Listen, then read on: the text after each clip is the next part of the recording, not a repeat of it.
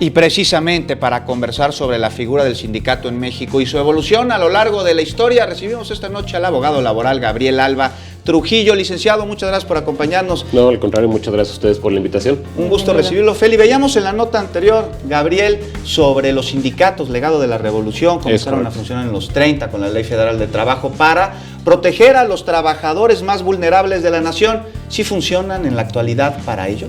Pues mira, como bien dices, esta figura nace justamente de la necesidad de protección a los trabajadores y para buscar que las condiciones ya no fueran las condiciones de explotación, sino fueran, otorgar cuestiones como un salario justo, como días de descanso y demás.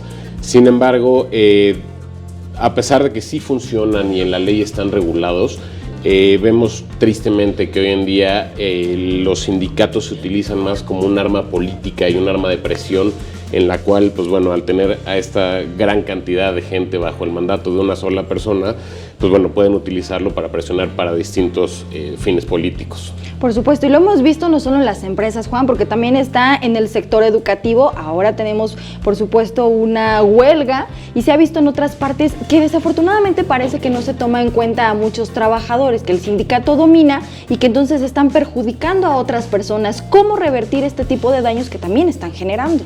Sí, mira, como bien dices, aquí el gran problema y de los más graves que existen es justamente ese tema.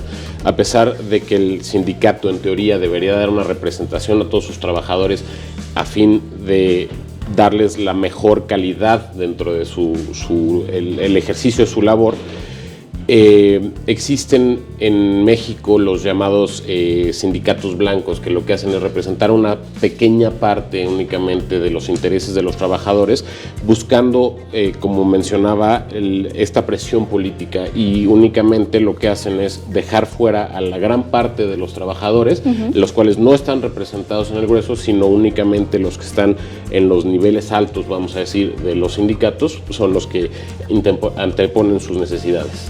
Gabriel habla sobre los sindicatos blancos, también conocidos, Feli, tristemente como los sindicatos charros, y precisamente hay una cláusula en el acuerdo del nuevo tratado entre México, Estados Unidos y Canadá, en el que establece claramente que estos sindicatos blancos, charros, se tienen que eliminar. ¿Será posible? ¿Los van a eliminar? ¿Cómo le van a hacer, Gabriel, tú como abogado laboral? Aquí, como bien mencionas, ahora con el tratado, justamente Canadá y Estados Unidos presionan a México para que suscriba el convenio 98, que es un convenio que se tiene que suscribir ante la Organización Internacional del Trabajo, en la cual justamente lo que trata o intenta de regular es este tema de los sindicatos blancos, en los cuales le quita un poco esta mala representación, podríamos decir, de los líderes sindicales ante los trabajadores.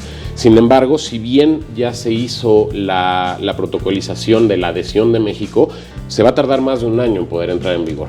¿Por qué? Porque tienen que venir una serie de reformas a la ley del trabajo y demás, a fin de poder llevar esta exigencia de Canadá y de Estados Unidos para eliminar estos abusos de los sindicatos. ¿Cómo mantener un ambiente laboral sano entre el sindicato y el resto de los trabajadores en cualquier ámbito? Híjole, mira, es muy difícil. Aquí hay que... Un poquito el problema que tienen en México es que, a pesar de que sí existe una regulación y una serie de artículos que te explican y que te dicen cómo tiene que funcionar el sindicato, no hay como tal una regulación que pueda mediar en esta parte, como bien dices, de tratar de llevar una relación más sana.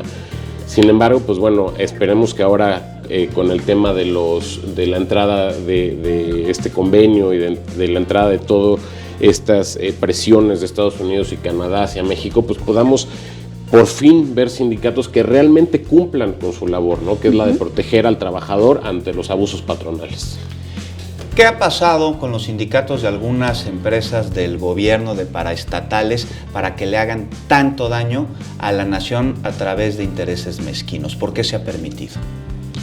Pues mira, como decía al principio, aquí el gran problema es que los sindicatos se les permitió crecer de manera desmesurada, y lo que generaron fue muchísimo poder. Entonces se les permite justamente porque como tienen mucho poder político y mucho peso político, pues son ya una pieza clave para muchas decisiones políticas que se toman en este país. El hecho de que cierto sindicato esté a favor de uno u otro político, pues bueno, al político le conviene permitirle ciertas cosas a fin de tener el apoyo de ese gran número de personas. Gabriel Alba, pues muchísimas gracias por haber charlado con nosotros sobre los sindicatos en la actualidad en México.